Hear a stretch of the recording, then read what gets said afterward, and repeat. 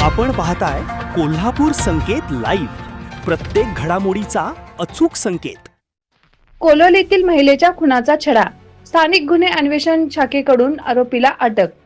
पन्हाळा तालुक्यातील कोलोली येथील महिलेच्या खुनाच्या प्रकरणाचा छडा स्थानिक गुन्हे अन्वेषण शाखेने लावत आरोपीला अटक केली आहे.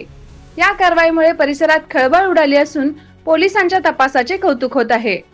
पोलिसांनी दिलेल्या माहितीनुसार दिनांक 24 मे 2026 रोजी मासुलकी शेत परिसरात छबुताई सर्जेराव पाटील वय 55 राहणार कोलोली तालुका पन्हाळा या शेतात काम करत असताना अज्ञात व्यक्तीने धारदार शस्त्राने हल्ला करून त्यांचा मृत्यू केला होता. या प्रकरणी पन्हाळा पोलीस ठाण्यात गुन्हा दाखल करण्यात आला होता.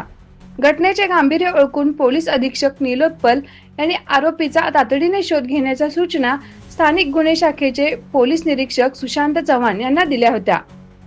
त्यानुसार पोलीस निरीक्षक सुशांत चव्हाण, सहाय्यक पोलीस निरीक्षक सागर वाघ, पोलीस उपनिरीक्षक संतोष गळवे तसेच स्थानिक गुन्हे अन्वेषण शाखेच्या पथकाने तांत्रिक माहिती, गोपनीय बातमीदार आणि परिस्थितीजन्य पुराव्यांच्या आधारे तपास सुरू केला.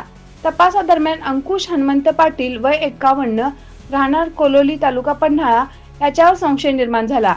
पोलिसांनी त्याला चौकशीसाठी ताब्यात घेतले असता त्याने गुन्ह्याची कबुली दिल्याची माहिती पोलिसांनी दिली.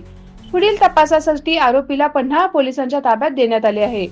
ही कारवाई वरिष्ठ पोलीस अधिकारी यांच्या मार्गदर्शनाखाली पोलीस निरीक्षक सुशांत चव्हाण, पोलीस निरीक्षक नामदेव शिंदे, सहाय्यक पोलीस निरीक्षक सागर वाघ, पोलीस उपनिरीक्षक संतोष गळवे, पोलीस उपनिरीक्षक लक्ष्मण सरगर तसेच पोलीस अंमलदार सचिन जाधव, अनिकेत मोरे, गजानन गुरव, महेंद्र कोरवी, हिंदूराव केसरे, युवराज पाटील, महेश आंबी, राम कोळी, विनोद कांबळे, अमित सर्जे, विशाल खराडे, संदीप बेंद्रे, अनिल जाधव, समीर मुल्ला, तौसिफ मुल्ला, प्रवीण बोरचाटे आणि शहाजी फोंडे यांच्या पथकाने केली. संपूर्ण महाराष्ट्रातील वेगवान घडामोडी व बातम्यांसाठी कोल्हापूर संकेत लाईव्ह न्यूजला सबस्क्राईब करा आणि बेल आयकॉन प्रेस करा.